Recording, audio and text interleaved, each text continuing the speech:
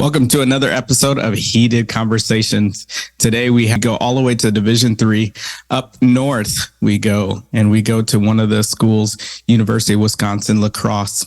Head coach Kasey Crawford is joining us on the podcast today to talk about the University of Wisconsin Lacrosse, their university, as well as their gymnastics program. Super excited for her to kind of share with you all. Remember to share, to like, and subscribe to this channel so that you get more information. Welcome, Kasey. How are you? Good. Thanks for having me. It's exciting to be on your podcast. I've been able to see some of your other people, and it's great to be on. Yeah, thank you. Thank you. As you know, from other episodes and stuff like that, the point of these podcasts is really to inform the gymnastics community about different universities and gymnastics programs across the country and where they're located, because I think not everyone may always know what's out there. Especially with some of the Division III or NAIA. Sometimes, depending on what part of the country you're in, you may hear of these schools. And from my own experience in being in Division III, I kind of know that for a fact and know, where most of them are kind of centrally located, either in one part of the country or on another part of the country. We'll kind of discuss that. First of all, I kind of want to talk about where is the University of Wisconsin Lacrosse. Some may know where Wisconsin might be, but for those who may not know, where is Wisconsin? And in Wisconsin, where are you guys located? Yeah. So, here's my little map of Wisconsin. Like we're right here.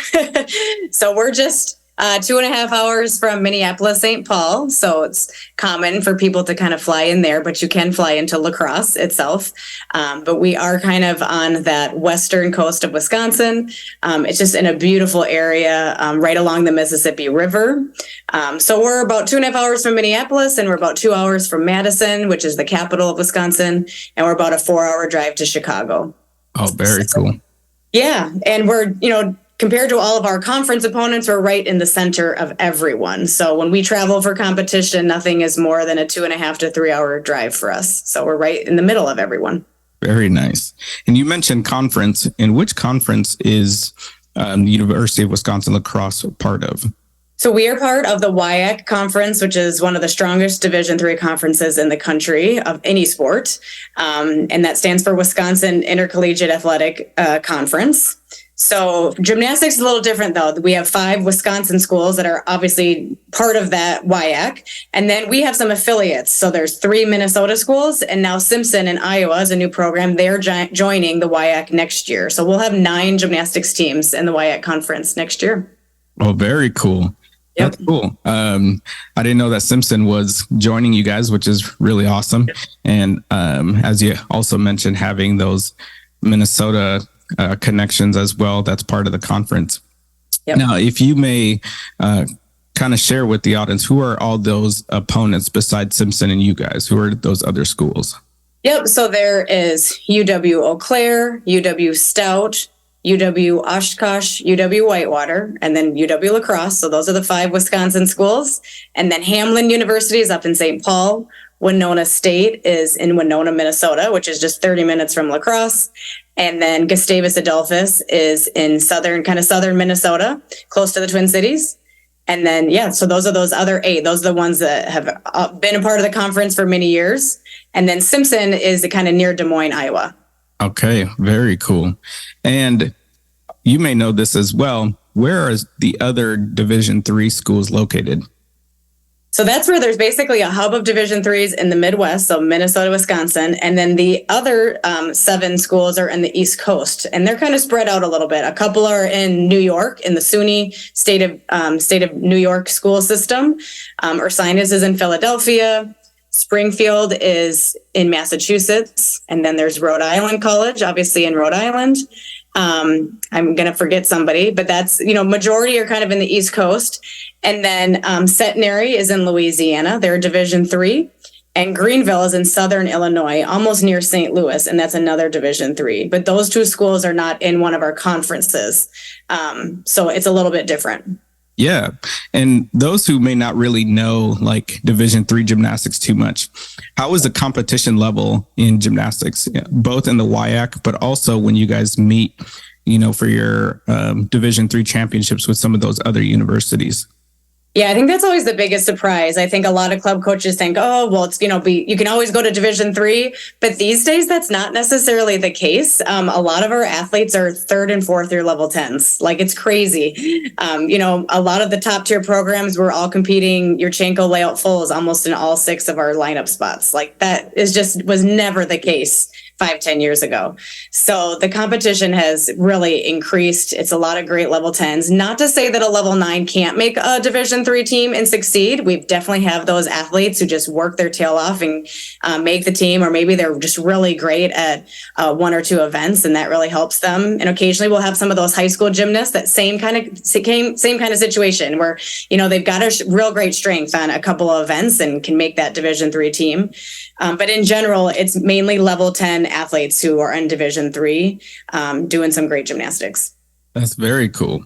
Now, when you guys are recruiting and stuff like that, do you guys recruit across the country, or do you guys typically, just because of where you guys are located, kind of stay around, that Midwest area to recruit? And do a lot of your athletes come from those same regions? So we definitely recruit across the country. I mean, I think if you look at the rosters of all the Division III teams, their athletes are from everywhere, and that's becoming more popular. But for sure, coming from Wisconsin, and I was raised in Minnesota, I definitely look at Region 4, Region 5, that Region 3, first. I'm always looking at the people that are near us first, but we recruit all over the place, and I think all the other schools do as well. So I think our roster only has 2 kids from Wisconsin, and the rest are from everywhere else. Very cool. Very, very cool. I want to also break down and kind of talk about your own personal gymnastics journey. How did you get to the point where you're at now, being the head coach of lacrosse? Where did it start off? You can go all the way back from you being a club gymnast, if you were, all the way through to how you got your first coaching opportunity, and even talk about the university you went to and what inspired you to become a gymnastics coach.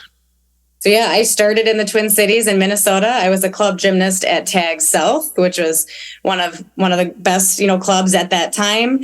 I had great club coaches who really developed my basics and foundation, and I always felt very grateful. I had a very positive club gymnastics experience. It was a grind. It wasn't easy, but I made it through. And then I actually was really blessed in Minnesota. We have great high school gymnastics, and I had a great facility. I had great coaches, and I actually moved to high school gymnastics my last couple of years. But I was always a very self-motivated athlete. I never wanted to just keep the same skills. I always wanted to get better. So I had a Tkachev in high school gymnastics. I had a great hand front. I maintained some of those bigger skills because I still wanted to do college gymnastics. And so when I graduated high school, I was like, okay, I could maybe walk on to a Division I, or I could really contribute at a Division III. And being raised in Minnesota, I at least had that knowledge of Division III gymnastics. A lot of gymnasts just don't even know what it is or where to go. But I did. And so I took my visits. I would go to some of the Division III national championships when they were hosted. And I visited some of the Minnesota and Wisconsin schools, and I just fell in love with lacrosse. And so I'm an alum of my own program. I was a gymnast here. I absolutely loved my experience. I just had such a good time. The school was great. The city is great. I had a great gymnastics experience. And I went to school for education. I wanted to be a teacher and a coach since I was 16 years old. I always knew what I wanted. That's not always the case for everyone, but I did. And so I do still have my teaching license if I ever wanted to go back into that realm. But once I finished, I just was really encouraged by the coach prior to me that college coaching could be a thing for you. It could be something that you really love. So I got my master's degree at Lacrosse in human performance. So it's basically strength and conditioning and, sports psychology and just all the things that help an athlete improve. Yeah. And so I wrapped up my master's degree, and I was the assistant coach here for 8 years. And then I became the head coach in 2017. And now it's my 8th year as the head coach.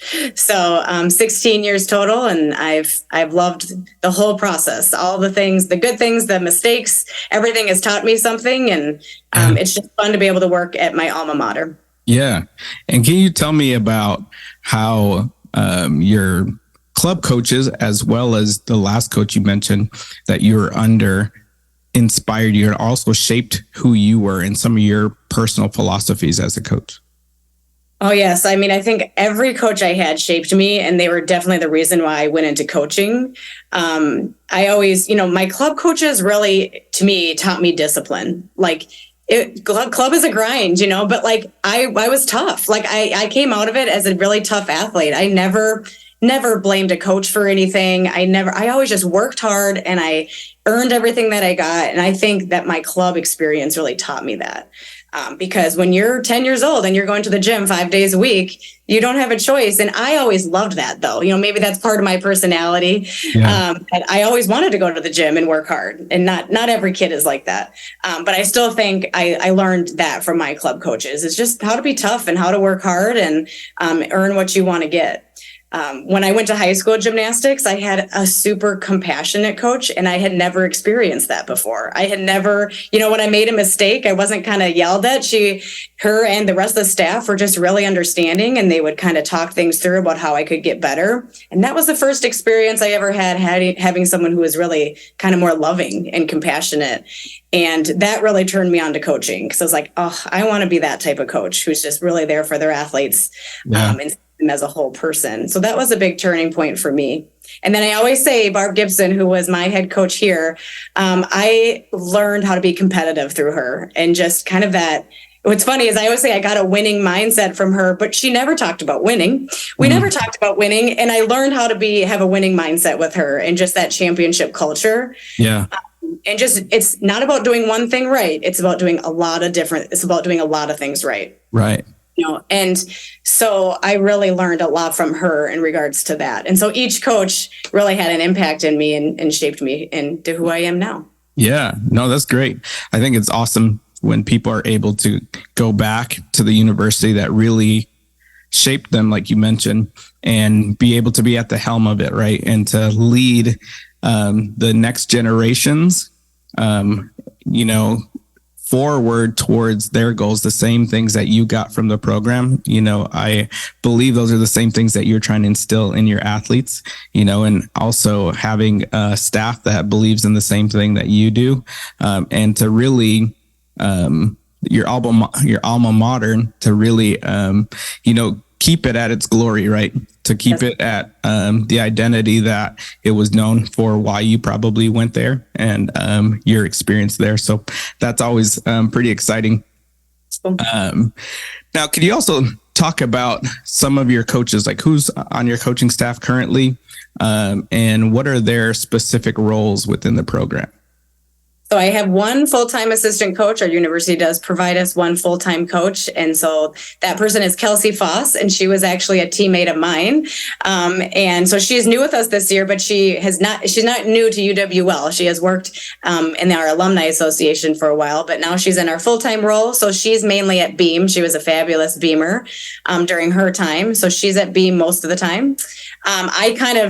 I'm all over the place. So, but I'm kind of the vault and floor coach, and then I get to bars too. And then I've always had 3 part-time assistant coaches. So Jenna Motz is an alum as well. She's been my part-time assistant for like 11 years now, which is awesome. She has a regular job during the day and then comes in after she's done working. And she has been at bars for all my years, and she does a fabulous job there. And then I always have 2 student assistant coaches. So this year I have Kira and Lexi. They're both former gymnasts who just wanted to stay involved in the sport.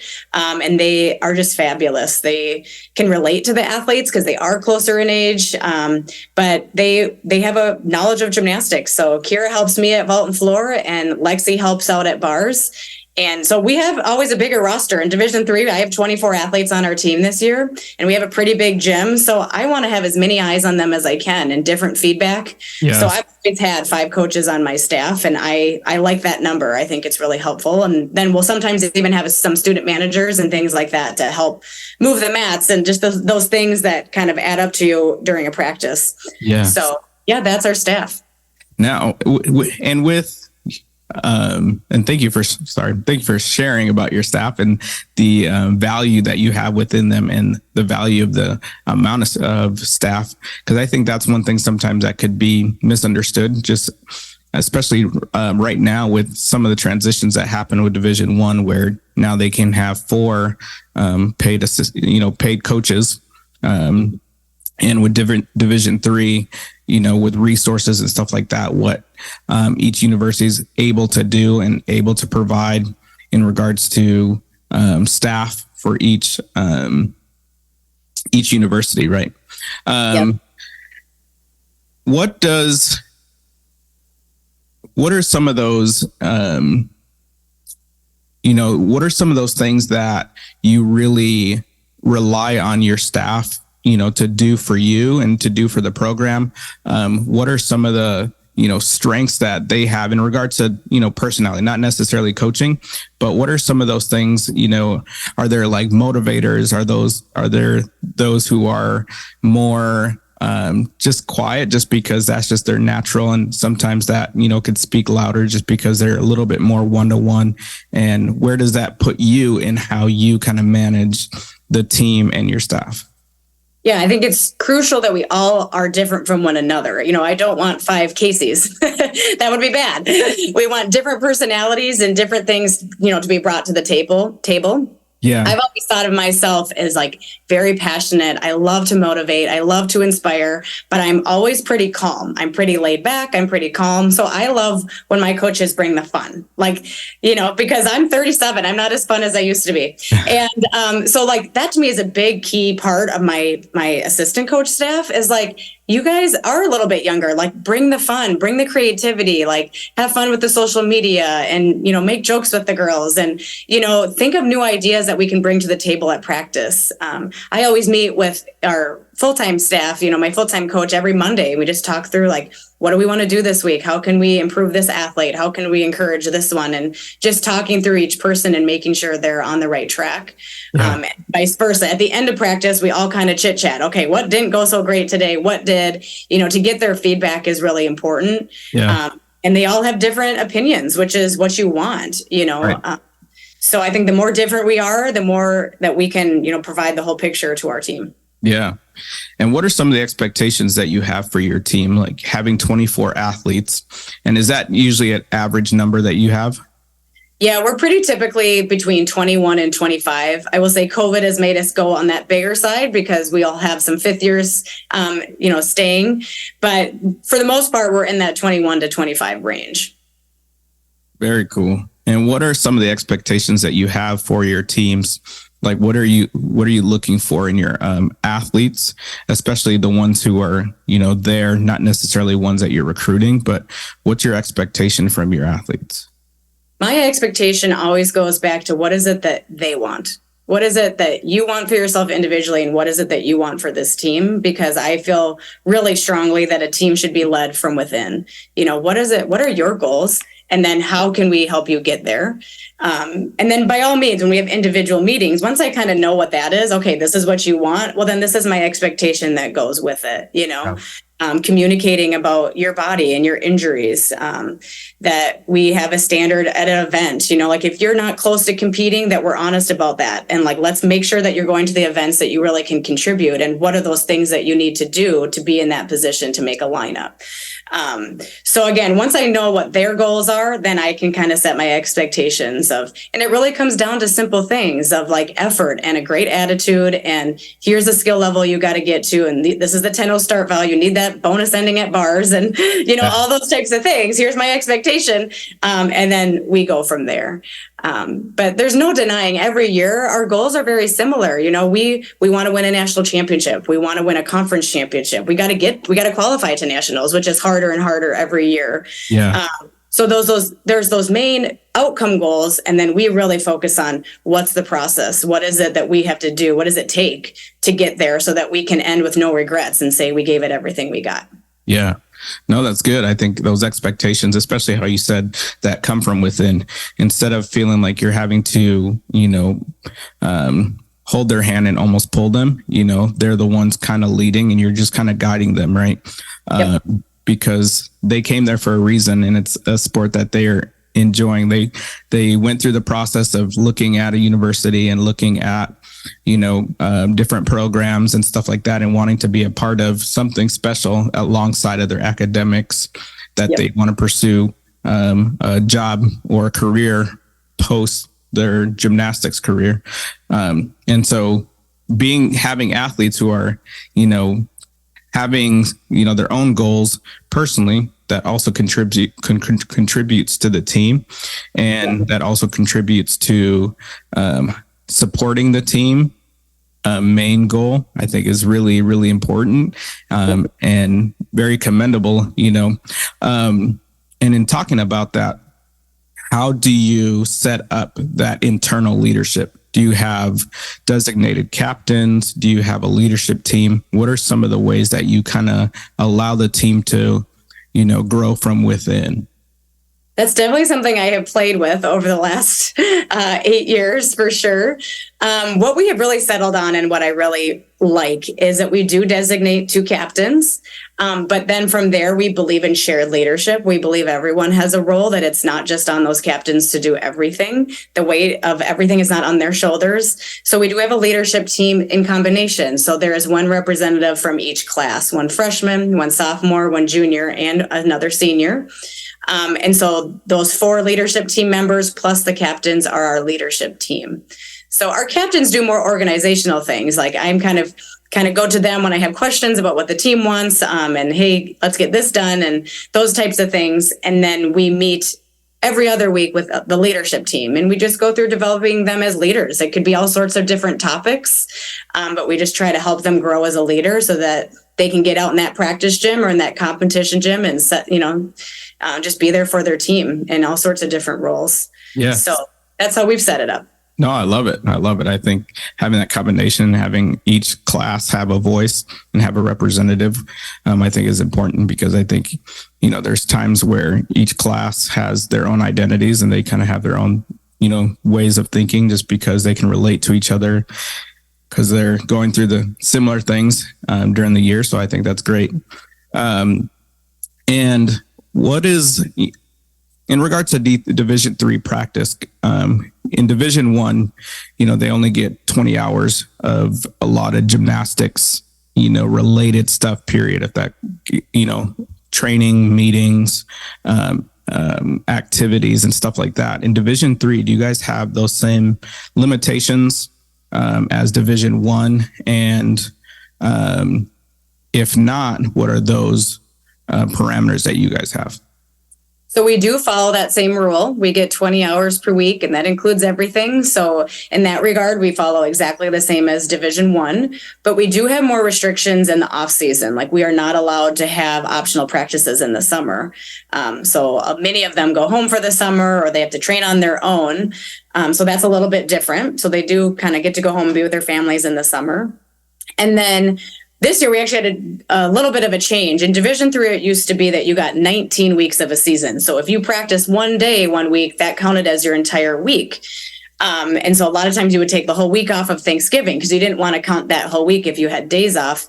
But now Division III is kind of NCAA is kind of deregulating a lot of things. And so now Division III is allowed to count days instead of weeks. So we get 114 days to practice from September 7th until the end of the academic year. So we've been able to actually have real practices in September. It used to always be open gyms, but now we got to practice a couple days a week, each day in September. And then in October, we kind of got back to our 5 days a week, or 4 days a week if we take Wednesdays off. So that's some differences between Division I and Division III. They have like a specific date they can start, I think, in September. Well, we can just count days. And so it's up to each head coach how you utilize those days. Very cool. And talking about, those, the hours, what are some of the programs that the athletes are part of academically to be able to fit into their hours and stuff like that? And also, what are your hours each day that you guys practice in regards to? Are you guys morning time, so they take more afternoon, evening classes, or more afternoon practices? Or do you guys do more evening practices? So we practice from 3:15 to 6 o'clock. So we're always in that afternoon to evening time slot, Monday through Friday. We always have our Saturdays and Sundays off. The girls are majoring in all sorts of different majors. So we pretty much have everything on the team, but lacrosse is known for our science and allied health. So we're very strong in physical therapy, athletic training, anything in the sciences, pre-med, pre-PA. Those are all really common. So we do have a lot of science majors or exercise and sport science majors. But we really actually have little class conflict. They're all, for the most part, able to get their classes done before that 3:15 practice time. And then some of them might have a night class that starts at 5:30 or 6. So they might have to come in early or just get their practice in an efficient time. Yeah. Of our team of 24, I have like 4 who are in that category, where a couple times a week they have to come in later or leave early, and that's it. So we've been really fortunate that we've been able to get our athletes to revolve around that practice time for many years. And so far it's still working for us. No, love it. And where do your athletes get to compete? And also, do you guys also have like your facility? In regards to your facility, is your facility separate from some of the other ones, or are you guys combined? And when you guys compete in a shared arena, any of those things? So we compete in our main basketball gym. And then our practice gym is like the next building over. So for the most part, we have a lot of like a whole set of equipment in our competition area, so we don't have to bring everything over, but we do have to bring some things over, and we have people we pay to do that. But our practice facility is amazing. It's brand new. We've been in there for 5 years. It's newly renovated, and it's really nice. A lot of soft landings and those types of things, and a lot of space. And then our competition gym is in, again, the main basketball arena. So we do share that with basketball, volleyball, wrestling, all those sports use that venue as their competition venue. But with us being on Friday nights, there's very little conflict. We're able to get in there and have our meets in there. And it's a great place to compete too. So yeah, that's very exciting. And how does the fan turnout look? Is there a lot of support from the community, a lot of support from the university? And on average, how many fans turn out in a home competition? Yeah, we've always felt really strong that our home meets bring in great fans, especially for a Division III program. And that's why we do it on Friday nights. That's always been our strategy. Is the student body is more likely to come if it's on a Friday night. It's just more exciting. And our parents still can get there and those types of things. So we've had anywhere from 500 to 1,000 people at each of our home meets, which is great. Yeah. Yeah, that's kind of our fan. And we do everything different. Every home meet, we try to have like, okay, this is a maroon out, or this is a fight night for a different cause, or, you try to have those incentives that bring people in. And then we do have a rec program called Junior Eagle Gymnastics. So our athletes coach in that program after practice. And so we have 220 kids that come in through our doors Monday through Thursday night to learn gymnastics. Yeah. 3-year-olds to 17-year-olds. And so obviously that's our goal, is to get them at our home meets as well. And so we'll have, those youth nights, and we'll have a poster signing, and we'll do all those things to try to bring our community in. I love it. Now with the athletes, do they get excited about certain meets in regards to either rivalries or anything like that? Kind of what gets them excited to compete? Is it certain schools? And what school specifically is the rival, but also what kind of gets them, amped up to compete and put on the best performance that they can on every given night that they get an opportunity to?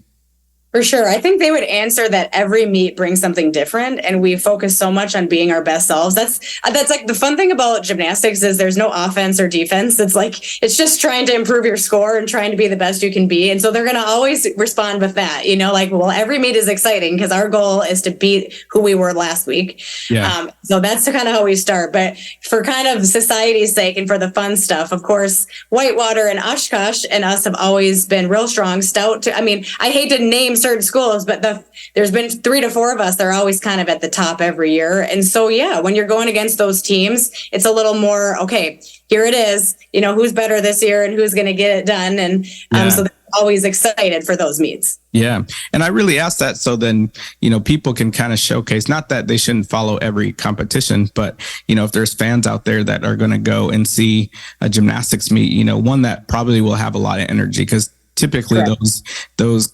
ones that the athletes feel emotionally tied to, typically have a great show and great performance, just because there's a lot that they've put into it, not that they haven't in their training, but there's a lot of the emotional side. So you'll see them super excited about, the scores that they're getting, and as well as, really putting out their best, making sure that they're sticking, those landings, and making sure they have, great support happening, and even just getting the fans involved, floor routines that are really, showing off and performing and stuff like that, to really elevate the level of competition, which I think that is necessary, as Division III already has elevated their skill level in the last 5 to 10 years, and even in recruiting, like you had mentioned, having multiple year level 10s, where sometimes that seemed that was something that only the Division I's got to, and sometimes it was only the top Division I's got those multi-year level 10 athletes, and to have that. And can you describe a competition environment at Division III, like a conference, like the conference championship? Can you describe what that energy is like? Oh yeah, it's like extremely loud. People have described it as like a rock concert, like it's just super intense. And, our conference meet is also our qualification to nationals. So it's pretty intense. It's like everything kind of is on the line there. You got to just get the job done. And with 8 teams, it's always been Capital Cup. So there's 4 teams competing while the other 4 teams are warming up in a different gym, and you're swapping every event.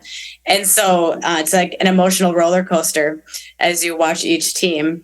But yeah, it's intense, and that's what we want. I think in the past, we maybe weren't as competitive. That is something that we have built over time.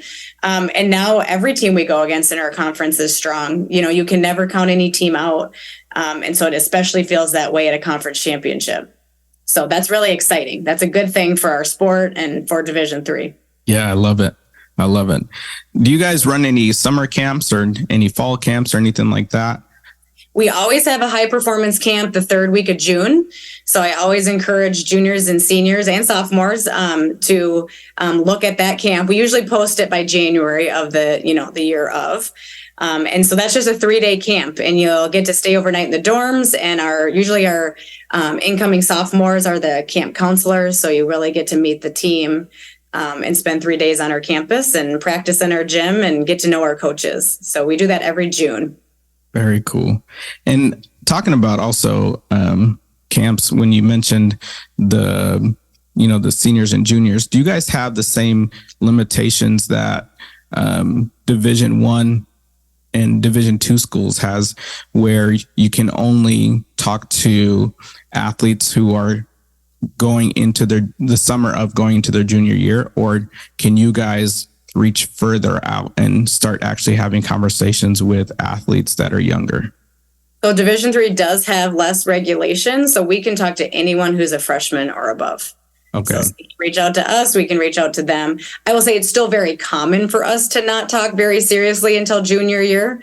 That's when communication really gets more consistent, but we don't have the rules that Division I and II have in regards to that. So you're able to talk to us as much as you want as soon as you're in high school. Very cool. And to kind of wrap it up, can you leave the viewers and the listeners with anything that you want to talk about, like anything unique about the university or anything that you think that people should know about UW-Lacrosse? I think people are really wowed when they come to La Crosse, because I think when you hear Wisconsin, it's kind of like, what's so cool about that state? Or it's winter. Yeah. But I think when you come to see La Crosse, it is such an awesome city. It is a true college town. There's lots to do. The downtown area is awesome. It's very outdoorsy. Like, we have these beautiful bluffs and hiking trails and the Mississippi River, and the campus is gorgeous. There's so many great things that I think people don't realize until they visit, and then they're really impressed. And it's fabulous academics. We're the top academic school in the state. We're always ranked really high in the Midwest. So you're coming to a great academic school, and that's why you're in college, is to get your degree and to move forward. So with all those things in mind, I think that's what really sells it. I always joke that I didn't just choose here once, I chose it twice. I was here as an athlete, and I chose to raise my family here and to have my career here. Yeah. And we just have a great community. We love the people who live in Lacrosse, and we just love everything about it. So that's what I have to say. I love it. Well, thank you so much for joining the podcast and talking about UW-Lacrosse. For those who didn't hear it in the beginning, so UW stands for University of Wisconsin, and Lacrosse, which is near kind of the southwest border of Wisconsin, and about 30 minutes from Winona, about 2.5 hours, you said, from Minneapolis. Yep. And so we appreciate Kasey for being on the podcast. And remember, you can always continue your dreams. There's always opportunities. And sometimes we may not know, depending on what part of the country you're in, you might just know certain universities just because that's what you've seen, that's what you know. I encourage you to reach out. Some of these Division III programs are amazing. And I know that personally because I was part of one when I was at University of Wisconsin-Whitewater for a year. And the energy, just like Kasey was talking about, is amazing. And the level of gymnastics is up there. So if you get an opportunity, parents, coaches, and athletes, tune in to some of these meets and follow along and watch them as they keep rising and keep pushing the level of gymnastics. Well, thank you again for joining another episode of Heated Conversation. I'll see you guys on the next one.